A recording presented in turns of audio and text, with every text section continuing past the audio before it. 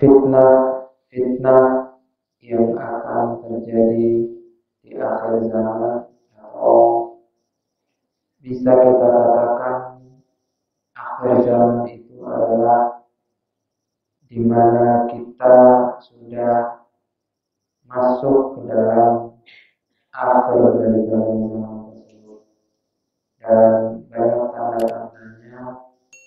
Namun saya hanya meringkas sedikit saja daripada fitnah-fitnah di akhir zaman yang memang bukan berurusan tentang huru-hara, akan tetapi dia berurusan dengan fitnah yang lain.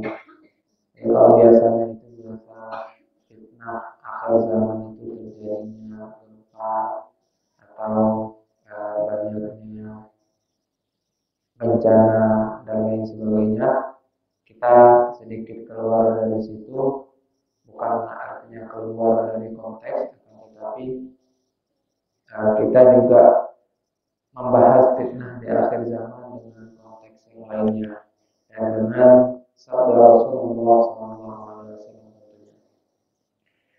Yang pertama adalah umat Islam. Fitnah di akhir zaman ini adalah umat Islam itu disiksa habis-habisan. Jadi kita lihat sekarang di beberapa penjuru dunia, umat-umat muslim, saudara-saudara kita yang memang hidupnya itu tidak seenak kita di Indonesia. Mereka susah, mereka dibantai, bahkan mereka dibunuh dengan status keislaman mereka, sehingga bagi mereka Islam itu sangatlah berat, dan dengan itu pula mereka menggadaikan iman mereka dengan sesuatu. Apakah itu dengan surga?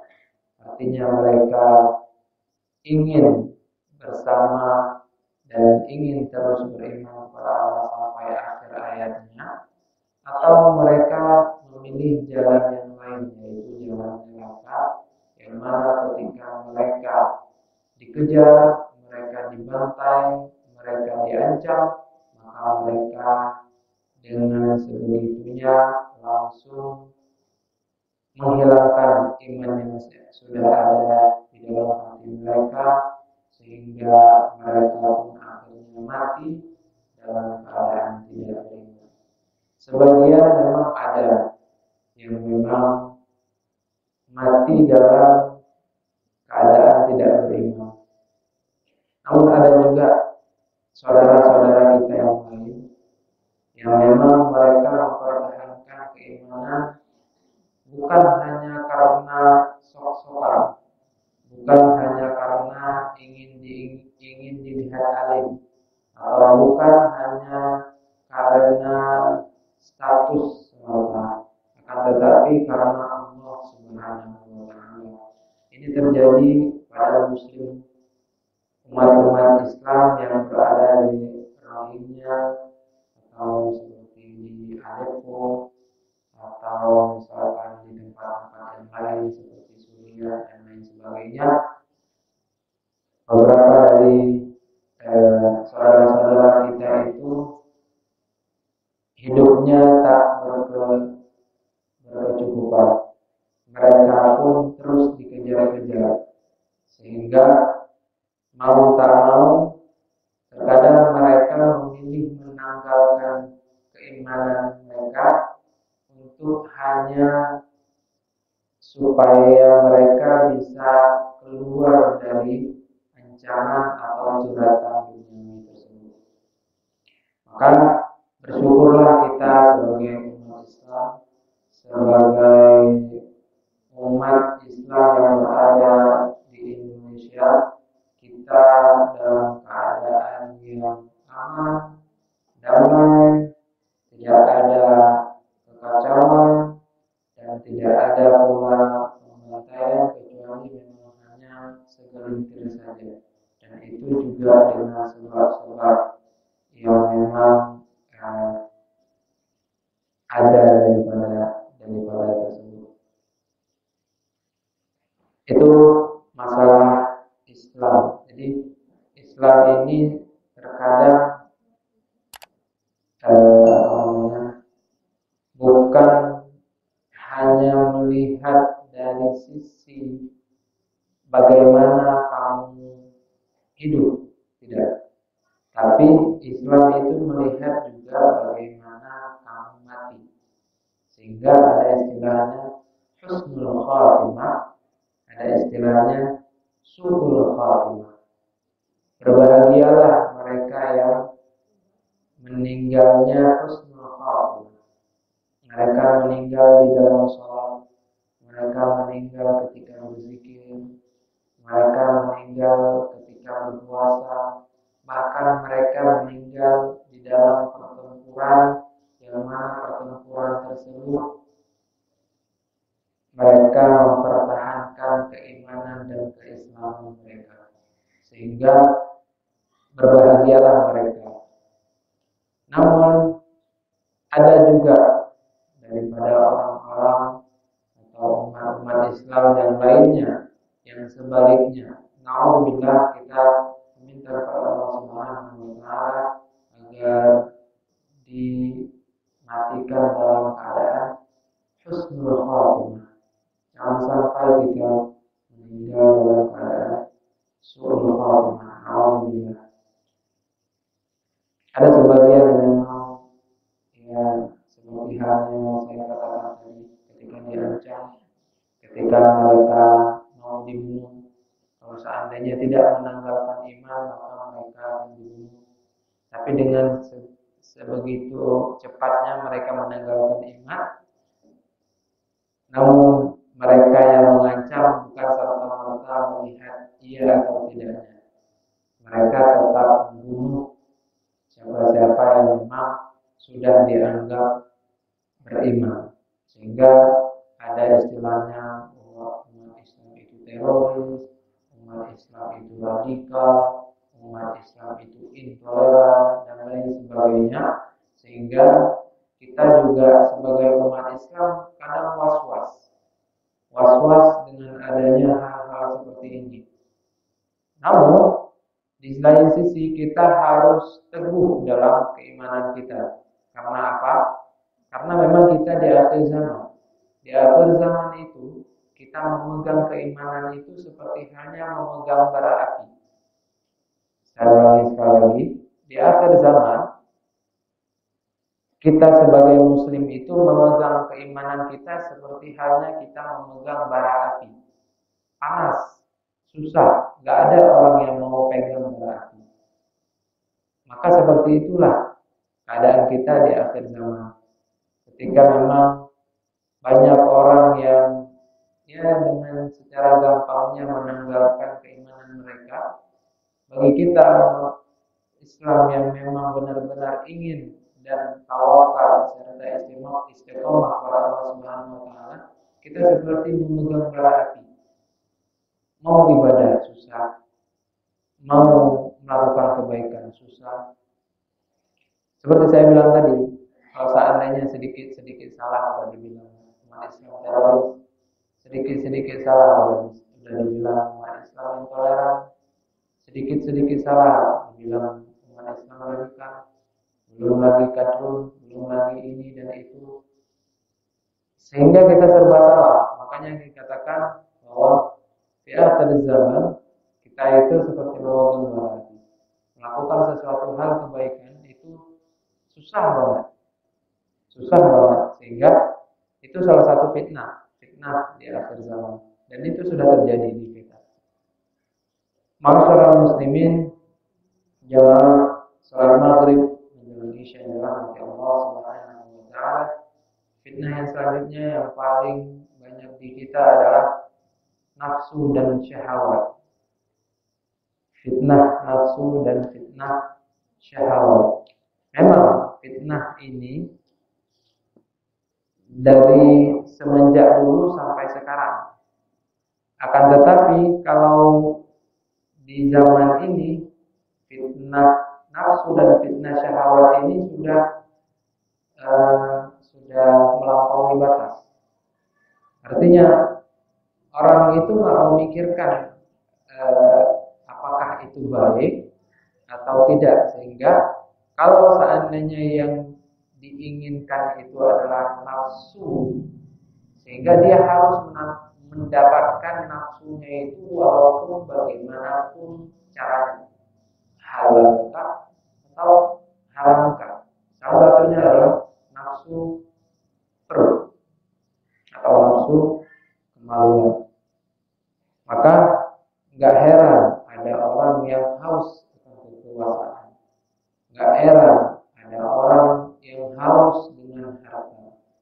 Nggak heran ada orang yang haus akan pujian.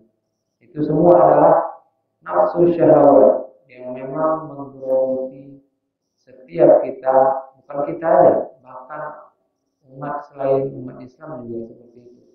Namun di kita di akhir zaman ini merajalela.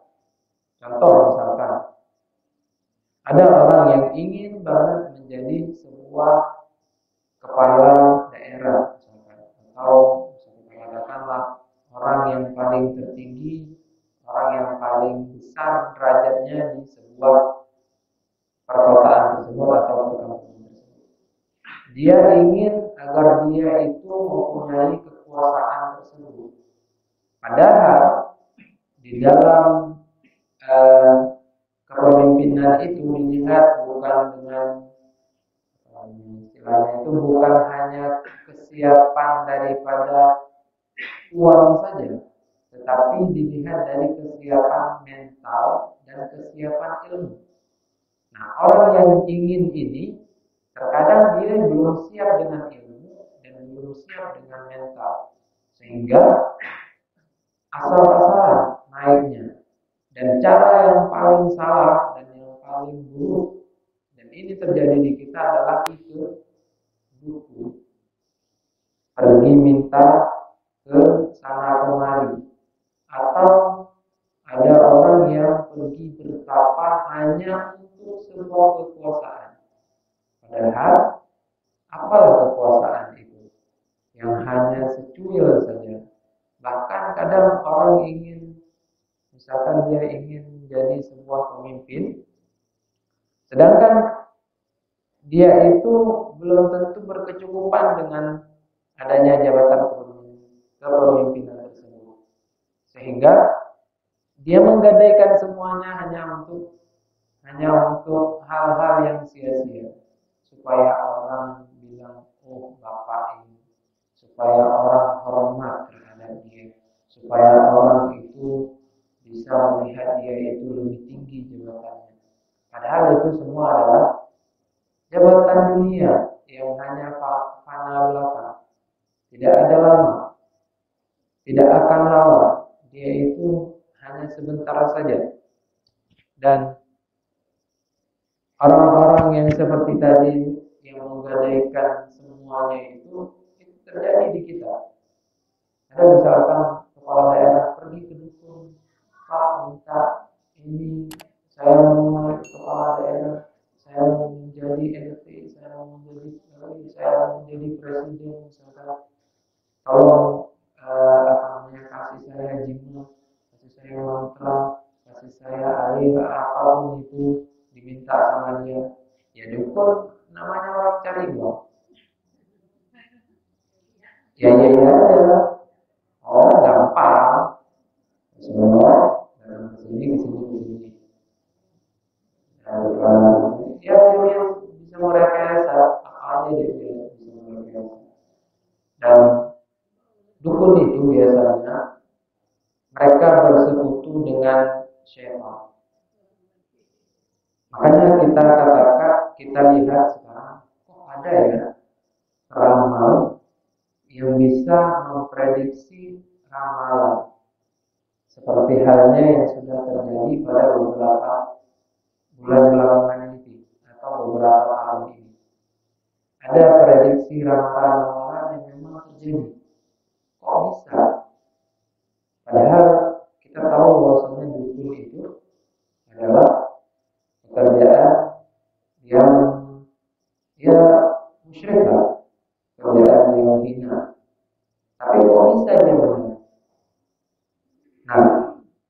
semua tidak terlepas dari sangkut paut mereka dengan jin atau syaitan.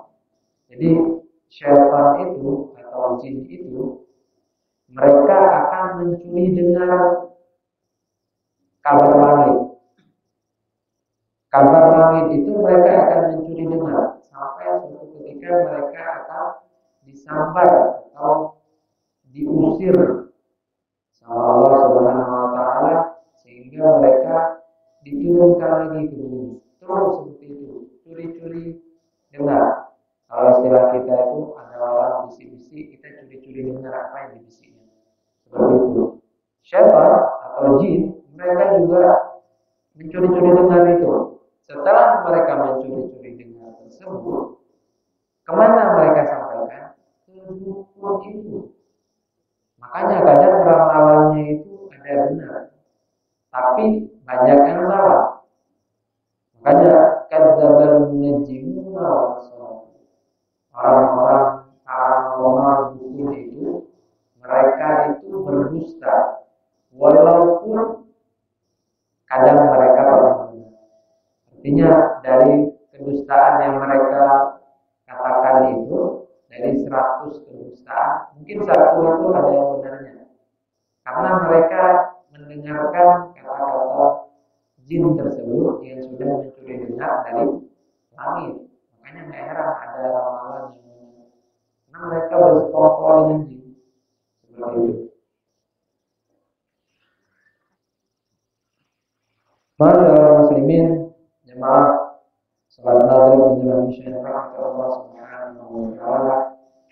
Dan selanjutnya adalah sayati ala nasi zaman sabir ala dini qawwa ala jabal. Akan datang pada manusia suatu zaman orang yang teguh terhadap agamanya itu seperti orang yang memegang bara api. Susah, berat, sulit, akan tetapi mereka harus melakukannya.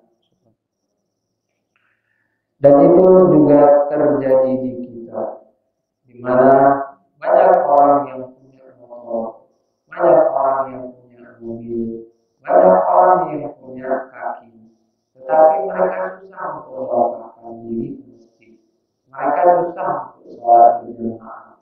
Mereka susah untuk sekedar hanya berdoa bersama-sama itu susah. Sehingga tidak salah dikatakan oleh Rasulullah SAW, orang-orang Islam itu tidak seperti memegang bara api, melakukan ibadah, melakukan kebaikan, melakukan hal-hal yang positif itu seperti memegang bara api. Susah banget. Apakah susah dari diri mereka atau susah dari eksternal mereka, internalkah atau eksternal? Seperti itu.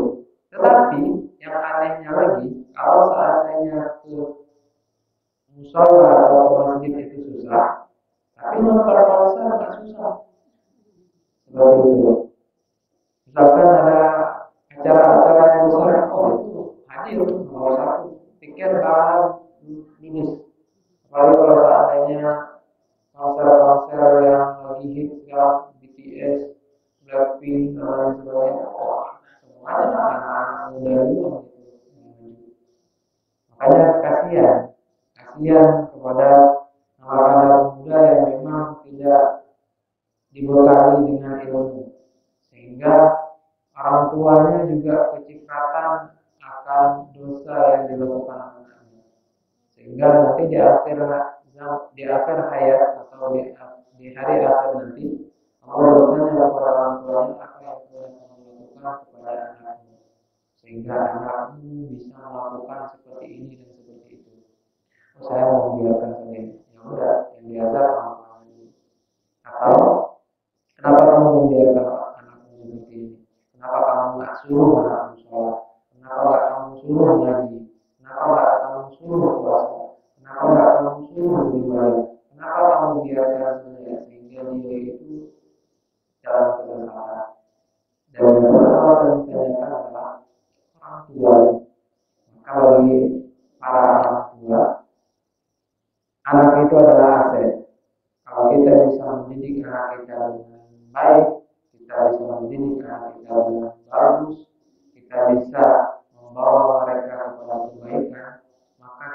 juga yang akan panen kebaikan di akhirat nanti.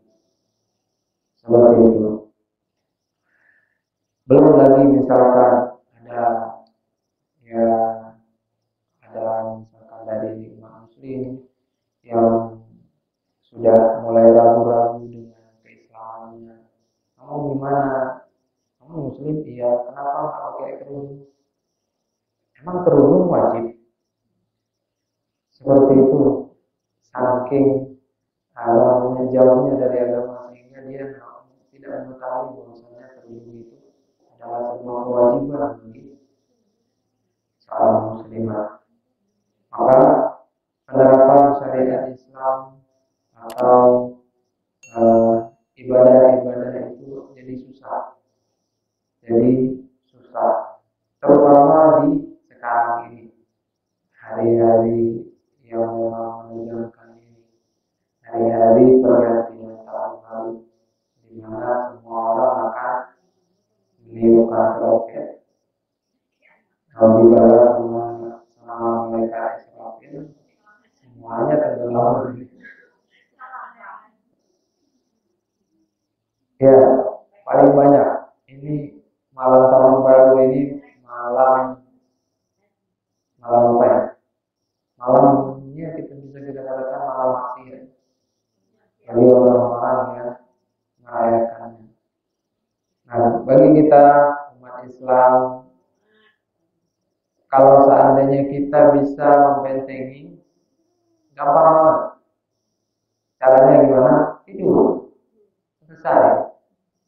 Tidur. Paling jam 12 nanti kaget 2 kali. Udah. Jam 12 kaget 2 kali. Udah tidur lagi. Kalau nggak bisa tidur gimana? Minum Antimo 3. Minum Antimo 3. Jangan sampai dosis juga. Nah, ya. Nanti maunya ketiduran, tapi akhirnya ke rumah sakit. Paling banyak itu di malam tahun baru. Yang paling kita sayangkan itu adalah di umat, di pemudanya. Pemuda-pemudi itu ya penuh di jalanan. Jarang itu ada kakek-kakek di jalanan, jarang. Yang ada itu hanya anak-anak muda-mudi yang baru umur sekitar 14 sampai 20 tahun. 14, 20, 25 dan lain sebagainya. Yang lainnya, kalau seandainya di atas 30 itu udah bosan. Biasanya udah bosan, bukan bosan ini enggak. Udah nggak penting, udah tahu itu nggak penting. Untuk apa sih? Bodoh. Jadi enakan tidur lebih awal, nanti subuhnya juga nggak kesiangan seperti itu. Jadi kalau seandainya kita menurutin apa harusnya yang dilakukan sama banyak orang, maka banyak orang juga yang salah. Ini kan banyak orang yang akan melakukan perayaan tahun baru. Kalau kita ikut doang tanpa ada bekal ilmu sama sekali, udah ikut-ikutan, akhirnya kita juga masuk ke dalam hal yang salah juga. Kalau iya pun, wah iya, maka hindari yang seperti itu. Boleh dilihat dalam surat yang ke-4, surat An-Nisa ayat 140. Qad nazzala 'alaikum fil kitabi an idza sami'tum ayati llahi yukfaru biha wa yustahza'u biha fala taq'udu ma'ahum hatta yahudu fi haditsin ghairi innakum idza mithlum innallaha jami'ul munafiqina wal kafirina fi jahannam sa'ira. Ini berkaitan tentang di mana ada kita mendapatkan orang-orang yang memang mengolok-olok agama. Jadi ketika misalkan kita panggil atau kita ajak dia kepada kebaikan, bukannya dia pergi atau ikut kepada kebaikan, tapi dia olok-olok lagi. Dan ini juga banyak terjadi di kita, bahkan bukan sekedar hanya orang biasa, dia sampai profesor ada yang melakukan seperti ini. Dan sungguh Allah telah menurunkan ketentuan bagimu di dalam kitab Al-Quran bahwa apabila kamu mendengar ayat Allah diingkari dan diperolok-olok oleh orang-orang tersebut atau orang-orang kafir, maka janganlah kamu duduk bersama mereka sebelum mereka memasuki pembicaraan yang lain. Karena kalau tetap duduk dengan mereka, tentulah kamu serupa dengan mereka. Sungguh Allah akan mengumpulkan semua orang-orang munafik dan orang-orang kafir di neraka jahanam. Nauzubillah, nauzubillah.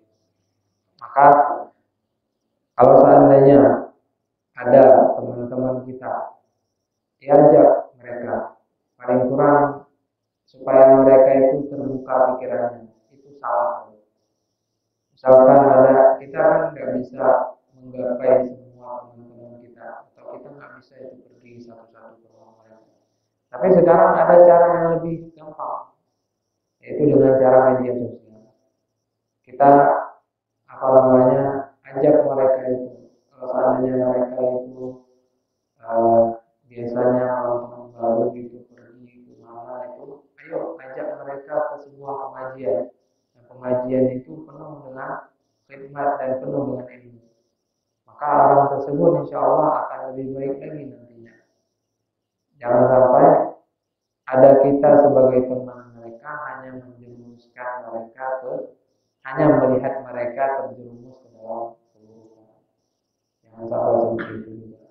Dan banyak, dan carilah teman-teman yang memang bisa membawa kita kepada kebaikan. Ma'asyiral muslimin, jamaah salat maghrib menjelang isya dalam Allah Subhanahu wa taala.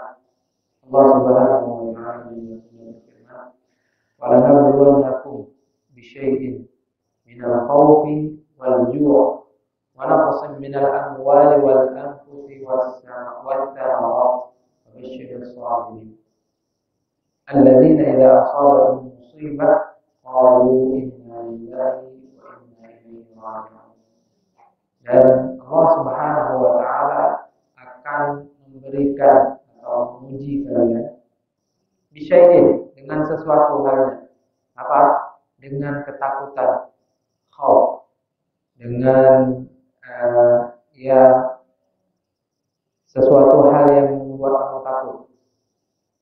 Wal ju', dengan kelaparan. Wa naqsin minal amwal, dan juga dengan kurangnya hartamu. Wal anfus, dan juga dirimu. Wa thamarat, dan buah-buahan. Artinya kalau orang dulu kan makannya buah-buahan, bahan pokok. Wa basyiril sabirin, maka bergembiralah mereka yang sabar. Intinya adalah sabar. Alladzina idza asabatuhum musibah. Ayat selanjutnya dikatakan siapa orang-orang sabar tersebut? Alladzina idza asabatuhum musibah, orang-orang yang mana bila mereka ditimpa oleh sebuah musibah, qalu inna lillahi wa inna ilaihi raji'un. Maka mereka mengatakan sesungguhnya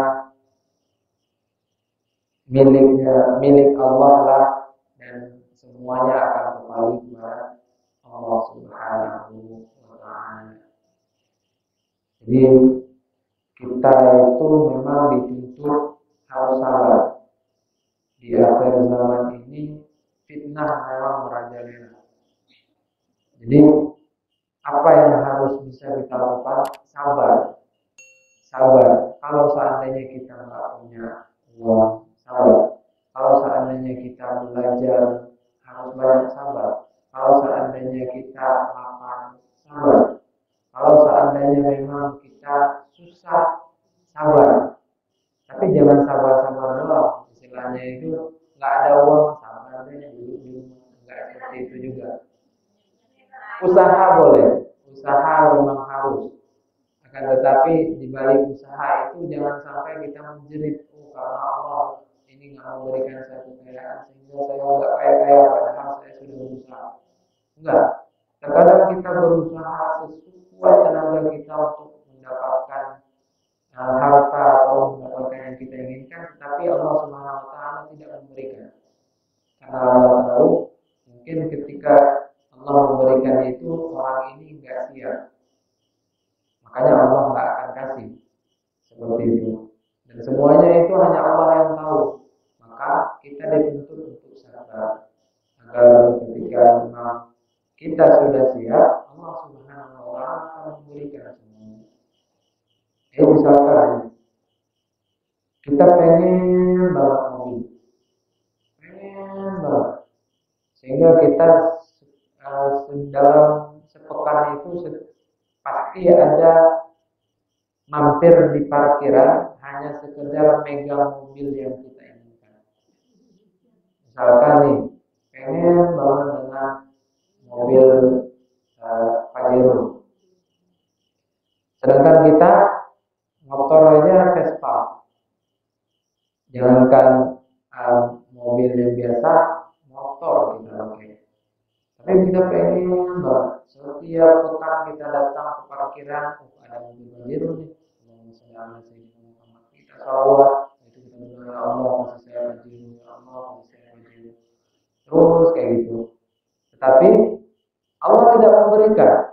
1 tahun nggak diberikan, 2 tahun nggak diberikan, 5 tahun nggak diberikan, 10 tahun nggak diberikan. Akhirnya Pajero itu udah lama di situ. Kan setiap tahun kan keluar lagi mobil yang baru. Akhirnya sudah istilahnya itu mobil yang dulu kita impikan itu udah kadaluarsa karena udah keluar mobil yang baru. Kalau seandainya Allah memberikan,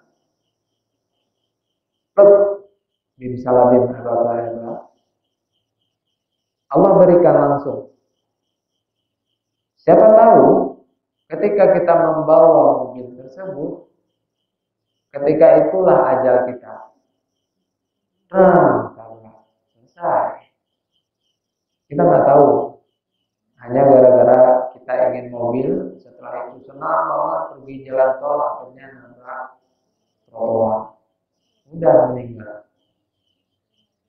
Atau misalkan Allah tahu kita itu orang yang memang kalau udah capek pasti ngantukan. Kalau udah ngantukan nggak tidur, harus tidur.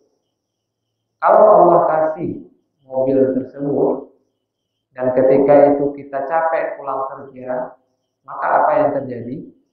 Kalau seandainya kita tidak beristirahat, pasti akan terjadi sesuatu hal yang tidak kita inginkan. Sehingga ada hikmahnya semuanya. Mungkin Allah Subhanahu wa taala ada rencana lain. Maka harus bersabar. Intinya adalah wabasyiris sabirin. Maka bersenanglah atau bergembiralah orang-orang yang bersabar. Sabar itu memang gampang diucapkan tapi susah dilakukan. Ya, gampang banget. Sabar. Apa bersabar? Ya, biasa itu. Ya, gampang memang kita ucapkan tapi susah banget dilakukan. Makanya dikatakan wabasyiris sabirin. Berbahagialah orang-orang yang sabar.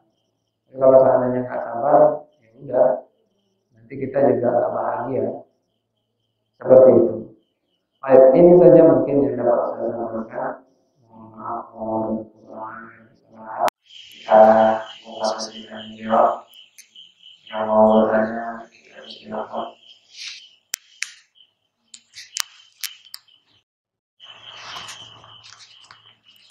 Ada yang mau bertanya? Ya, selamat.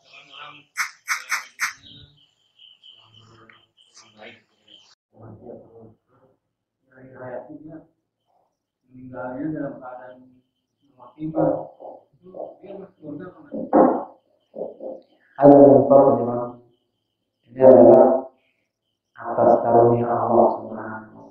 Ada orang yang seperti itu. Jadi kita nggak boleh matok seperti itu juga. Artinya kita nggak boleh 100% harus mematok. Biarnya nanti waktu akhir-akhir saya saja nanti bertobat. Ada memang, misalkan ada kisah yang mana Orang tersebut sudah membunuh 99 orang, sisa satu lagi 100. Ketika dia mau membunuh orang yang 100, maka ketika itu pula dia bertobat. Dan Allah Subhanahu wa taala menerima taubatnya. Sehingga dia mati dalam keadaan taubat. Padahal dia sudah membunuh 99 orang. Bagaimana halnya dia? Itu semuanya adalah karunia Allah Subhanahu wa taala. Bila Allah Subhanahu wa taala memberikan karunia kepadanya, maka orang itu diampuni dan dimasukkan ke dalam surga Allah Subhanahu wa taala. Tapi kalau seandainya Allah Subhanahu wa taala tidak mengampuni dia atau tidak memberikan karunia-Nya kepada orang tersebut, maka orang tersebut juga sama matinya suul khatimah. Ada lagi orang yang memang dalam keseharian dia atau dalam kehidupan dia itu dia tidak hilang daripada mabuk dan bermain wanita. Ketika suatu hari dia jalan melewati sebuah masjid dengan teman-temannya. Lalu teman-temannya ajak, ayo sholat, nggak pernah sholat kan? Ayo sekali-kali sholat dong. Dalam hatinya dikatakan, apa mungkin Allah Subhanahu wa taala menerima taubat saya? Sedangkan dalam kehidupan saya aja, saya ini berzina, saya ini mabuk-mabukan dan tidak lepas daripada itu dua. Apakah mungkin Allah Subhanahu wa taala menerima saya? Seperti itu dalam hati dia. Ya Allah, bismillah. Mungkin waktu inilah waktu saya untuk menghilangkan semua. Pas ketika itu dia sholat, waktu sujud, Allah Subhanahu wa taala mencabut nyawa. Dan ketika itulah dia meninggal. Dikatakan bahwasanya dia meninggal dalam keadaan husnul khatimah. Dan Allah Subhanahu wa taala memberikan karunia kepadanya.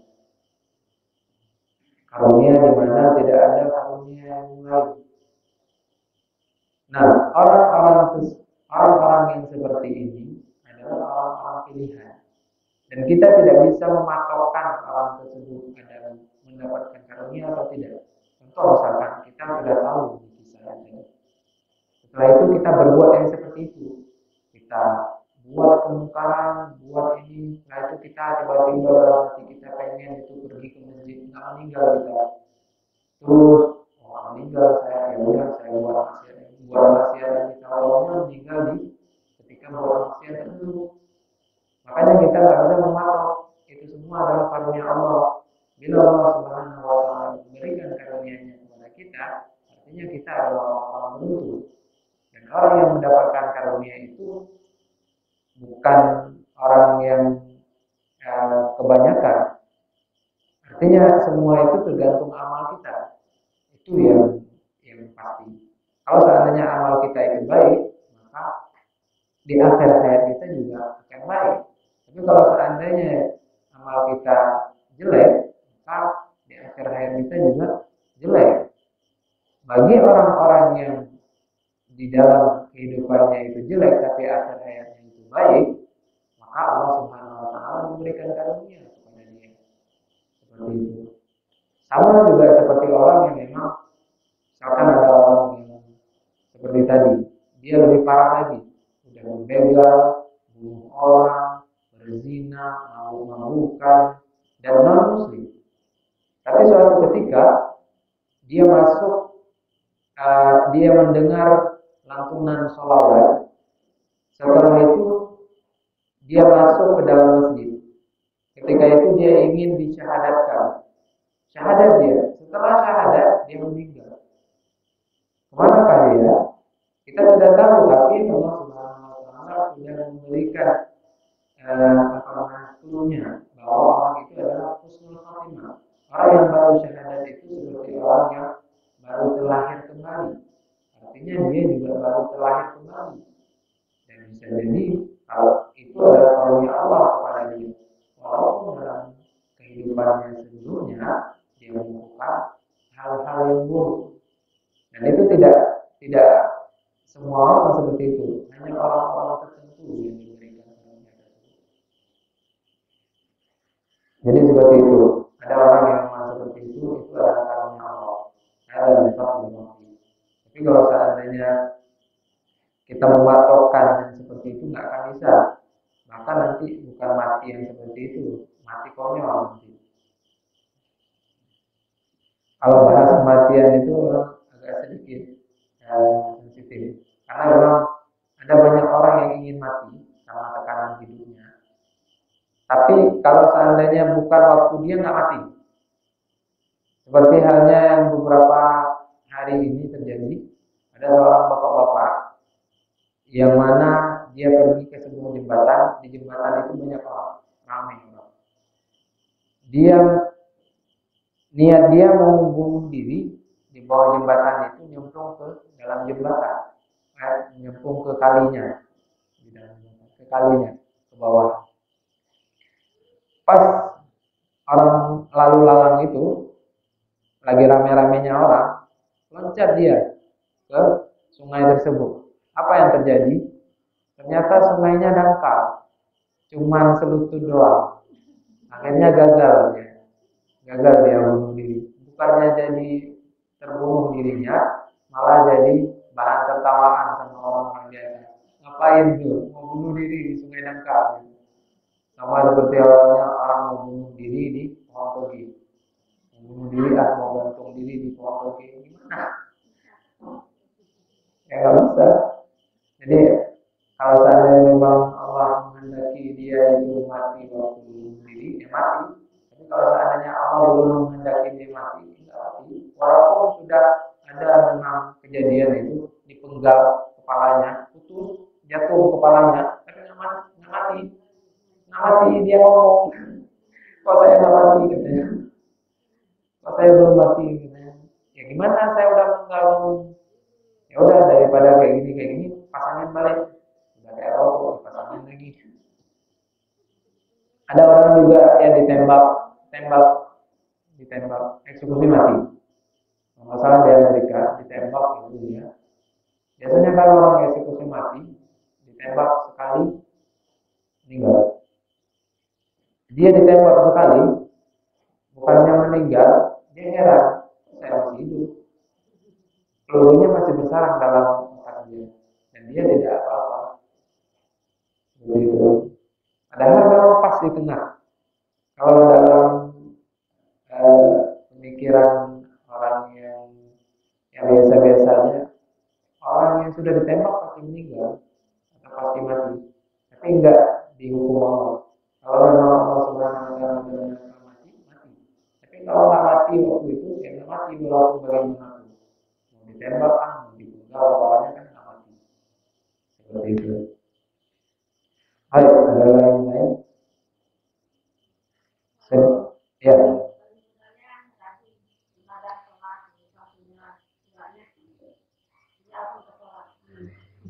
Tinggal sholat. Ya. Ya itu tuanya gimana dulu? Istilahnya itu tua karena memang. Jadi fase kita itu kan dari fase anak-anak, remaja, dewasa, tua, kembali lagi tua anak-anak, tua seperti anak-anak. Gitu. Nah tuanya di mananya itu? Di fase pertama atau fase kedua? Ya itu dia. Kalau seandainya tuanya di yang kedua itu agak susah. Karena kalau orang terbiasa dengan ibadah di waktu muda dan waktu tuanya, maka ingatan dia masih kuat untuk ibadah di waktu tua. Tapi kalau itu juga nggak semua orang. Tapi ada orang-orang yang memang banyak orang yang seperti itu. Itu beberapa contoh seperti orang tua dari orang tua saya, nenek saya, atau saudara saya ada yang seperti itu, tua banget memang muda, tapi sholat subuh itu jalan dari sini sampai ke balai desa, jaraknya subuh jalan dia setiap hari itu dia. Padahal umurnya udah tua, tapi dia jalan. Dan posisinya itu bukan bukan istilahnya perkotaan, perkampungan, bahkan perkampungan yang masih ada istilahnya binatang-binatang buas. Tapi jalan karena memang dibiasakan dan ketika dia berbuat, dia membiasakan diri seperti itu. Seperti itu. Nah, untuk tahun depan, tahun 2022 nanti, kita harus berbenah terhadap diri kita sendiri dan berbenah terhadap amalan kita. Istilahnya itu resolusi di bulan 2022, di tahun 2022. Di tahun 2022 ini jangan lebih buruk daripada tahun 2021. Kita harus bertekad untuk bisa lebih baik daripada 2021. Dan paling kurang kita harus niat dulu. Berniat itu adalah inti dari kita. Karena hadis Rasulullah SAW, innamal a'malu binniyat wa innamal likulli imri'in ma nawa. Sesungguhnya innamal a'malu binniyat, sesungguhnya setiap amal itu tergantung pada niatnya. Kalau niatnya baik yang pertama, maka kemungkinan nanti akan terjadi kebaikan. Tapi kalau seandainya niatnya keburukan yang pertama, maka akan terjadi juga keburukan. Jadi dari sekarang kita niatkan, ya Allah, aku perbaiki imanku, perbaiki Islamku, perbaiki amalku, dan perbaiki diriku untuk menjadi lebih soleh dan soleha. Sehingga di 2022 itu, bagaimana cara saya tidak mau lagi memaksiati kepada Allah, saya tidak mau lagi misalkan yang biasa itu sering-sering ngomong untuk orang, mengunjing orang atau membuat namimah atau lain sebagainya. Saya bertekad tidak melakukan lagi. Atau misalkan ada keburukan-keburukan kita yang biasa kita lakukan. Atau misalkan kita biasa itu pelit terhadap sesama, misalkan di tahun 2022 ini Allah mudahkan saya rezeki supaya saya tidak pelit terhadap sesama dan lain sebagainya. Ada banyak amalan-amalan yang bisa kita lakukan, dan dari sekarang kita niatkan. Semoga Allah Subhanahu wa Ta'ala memberikan kita umur panjang supaya kita bisa beribadah lebih banyak lagi kepada. Ada yang mau ditambahkan? Ada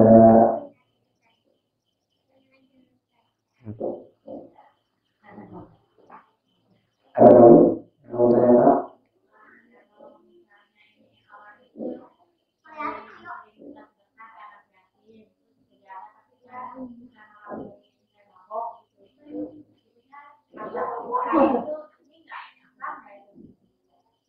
Kalau masalah sah dengan tidaknya kita nggak bisa bilang, karena semuanya itu kan sama Allah, hak Allah. Kita sholat kita itu seyakin kita udah sah, tapi belum tentu di mata Allah sah, atau belum tentu di mata Allah itu diterima.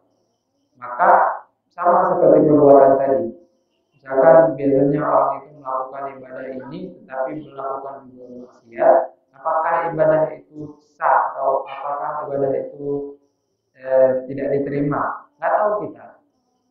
Artinya kalau seandainya dia biasa melakukan keburukan dan melakukan juga kebaikan, untuk selanjutnya sedikit demi sedikit kita hilangkan keburukan, sisa kebaikan. Seperti itu. Masalah diterima atau sah tidaknya kita nggak bisa mengetahui, karena itu hak Allah. Itu punya Allah kekuasaan. Kita nggak bisa bilang, oh ini diterima karena dia enggak. Karena semuanya itu hak Allah. Kalau seandainya Allah, karena Allah Subhanahu Wa Taala kan yang punya hatinya. Kalau seandainya Allah bilang, oh karena dia ikhlas, saya terima, itu hak Allah. Dan kita nggak bisa bilang itu diterima atau enggak. Seperti itu.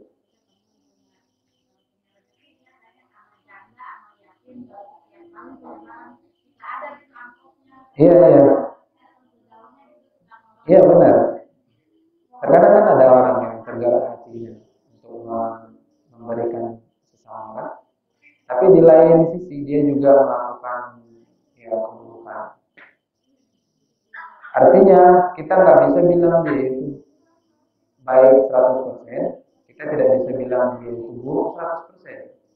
Karena dari yang kita lihat, dari mata pandangan kita, ada sisi keburukan, ada sisi kebaikan. Dan masalah keburukannya itu diterima enggaknya, itu sama Allah. Masalah kebaikannya itu baik atau enggak, diterima atau enggak, sah atau enggak, itu juga sama Allah. Bagi yang kita sekarang misalnya, oh kita tahu bahwasannya dia itu melakukan seperti itu. Kok bisa dia melakukan amalan, tapi dia juga melakukan maksiat. Kita yang tahu doakan, jangan hanya berdiri doang. Jadi apalagi misalkan mendapatkan sesuatu hal dari dia, dari orang tersebut, yang mana dia melakukan maksiat dia melakukan kebaikan dia. Kalau seandainya kita bisa mencegah dia dengan tangan kita, silakan. Atau dengan nasihat kita, silakan. Tapi kalau tidak memungkinkan kedua-duanya, maka kita mendoakan. Kalau ada hadis yang mengatakan, saya lupa hadisnya.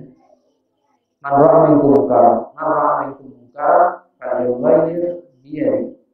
Fa in lam tastati' fa bilisanihi. Fa in lam tastati' fa biqalbihi. Wa dzalika adhaful iman. Siapa yang melihat munkar, falyughayyir, maka dia juga dengan tangannya.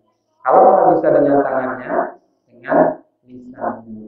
Kalau tidak bisa dengan lisannya, maka dengan hatinya. Doakan dia.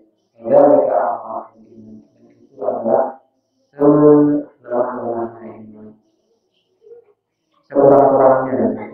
Maka doakan yang baik-baiknya